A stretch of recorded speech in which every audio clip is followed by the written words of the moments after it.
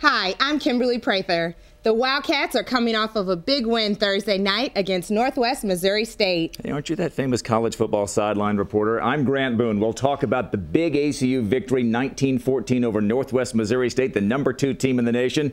Maybe we'll talk about Kimberly's burgeoning career in national television as well. The Chris Thomsen Show comes your way next.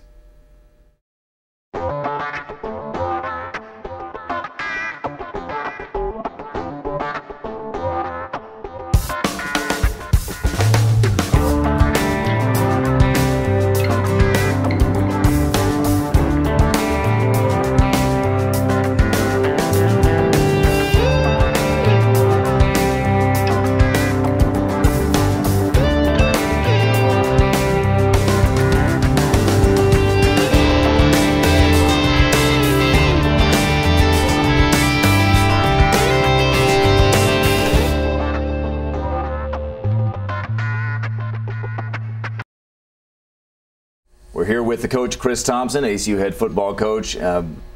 This clearly from the very beginning was going to be a big game, not just because it was #2 against #5, coach, but Northwest Missouri State and ACU have not just a history, but a very recent history. Yeah, I think that's 3 times in one calendar year that we've played. We've gotten to know each other very well over the last year, and just tremendous respect for their program and their coaches. But real proud of our guys, the way they came out last night, and it was a chaotic night from the start, but it was fun. Had a great night. Coach, how did it feel to shut out the #2 team the whole first half? Well, it felt great. I mean, I thought our defense came out and did a tremendous job. You know, we talked all training camp that this is probably the fastest, most aggressive defense that we've ever had here at ACU, and maybe a team in general. And I think they showed that. They came out and they wanted to prove in front of a big audience, a big national TV audience, that they are that kind of defense, and came out and did a great job. Didn't just shut them out, but were able to score and get points on defense. So I was very proud of our defensive coaches and players. Well, it was a better late than never effort because there was the 1-hour weather delay. Let's go ahead and take a look at the highlights here of our first half, and you'll see that maybe 20 minutes or so before the game started, a nasty storm blew through Shotwell Stadium and the entire big country, and for an hour or so the fans were sent underneath the grandstands, and you see the bleachers blowing on from the beyond the fence in the north end zone, and actually some fans, some great shots here of after the sun had come back out, the fans, maybe 100 or so ACU students and fans came out to move those bleachers out. Well, once the game started, your defense coach held them to a 3-and-out, and then the safety over the head of the punter. Yeah, the Northwest Missouri last year had a tremendous deep snapper, and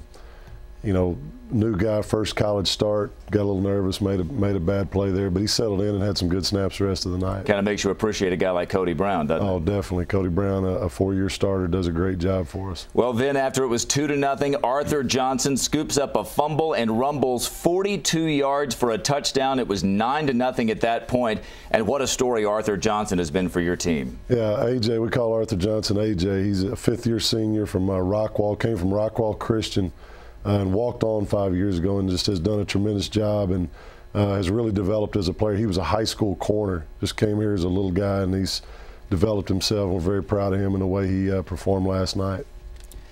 It was 9-0 at that point. The defense had played so well all night long, and you see a terrific sack there. Aston Whiteside had a terrific game. You really can disregard the numbers. It wasn't a bad numbers night for Aston, but he was all over the field. Yeah, Aston was very disruptive last night. Did a great job disrupting their timing in both the run and the pass game. Yeah, in fact, it was Casey Carr picking off Blake Bowles here. Bowles hurt you guys last year with the arm and with his legs, but that time Casey Carr stepped in front. Yeah, Casey's another guy. Walked on 4 years ago from Canadian. He's another high school corner that's been moved to linebacker, and has really developed there and has done a great job. Very proud of him. He stepped up, made a huge play that led to a touchdown. Well, and this touchdown from Clark Harrell to Ben Gibbs, the first touchdown for either guy. First for Clark throwing, and Ben Gibbs is another one of those stories that you never know how they're going to play out when the season starts, but it sure played out well on Thursday. Well, we signed Ben 3 years ago out of Abilene High to play tight end. He just made a decision to go baseball instead, and really has been away from football for 3 years. Stepped up big with some big catches last night, and then Clark Clark really stepped up with some pressure there and made a good throw for the touchdown. So those guys performed well. And Blake Bowles being sacked there by Aston Whiteside and Arthur Johnson. Okay, Coach, so the first half is over.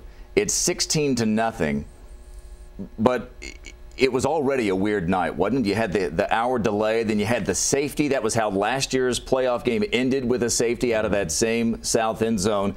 What were you feeling like, and what were you telling your players at the halftime break? Well, at the half, I mean, you just want to refocus them. When you jump up 16-0 and the other team's struggling offensively, you don't want any complacency to set in. And we just talked to our guys about finishing the game, and just try to refocus and go in. They've played a lot of football. We've got a lot of experienced guys back, especially on defense, so they've been in this situation a bunch, and real proud of the way that they responded. LaRon Council, a preseason All-America, terrific player, and a guy who led the nation last year in touchdowns with 36, even a couple more than Bernard, though he did have 3 more games, as I'm quick to remind everyone when they look at that number.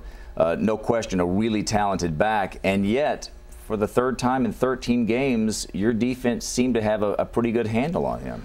Yeah, I mean, he had some good runs and got out, but our defense did a great job of tackling and being where they're supposed to be, and that's to try to limit a great back. That's what you have to do. You have to the explosive play factor with a guy like that is always a threat, but we did a great job on him. Our defensive plan was really good with our coaches, and our kids went out and executed and really tackled well. When we come back from the break, we'll take a look at the second half, which includes a rally from Northwest Missouri State. You're watching The Chris Thomsen Show.